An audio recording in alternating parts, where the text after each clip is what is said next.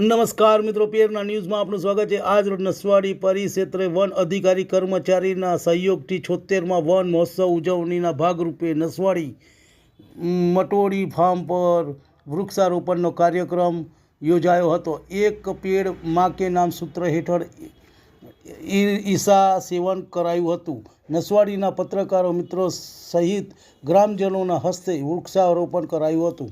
Report Chirag Rathwa, ભરત ભરવાડ, નસવાડી। તમને અમારા સમાચાર પસંદ આવ્યા હોય તો like, share, bell icon, comment અને સબસ્ક્રાઈબ કરો। આજે નસવાડી ખાતે મટોડી ફાર્મ ઉપર પત્રકાર મિત્રો સાથે એક પેડ માં કે નામ અંતર્ગત પત્રકાર મિત્રો સાથે વૃક્ષારોપણ કર્યું છે।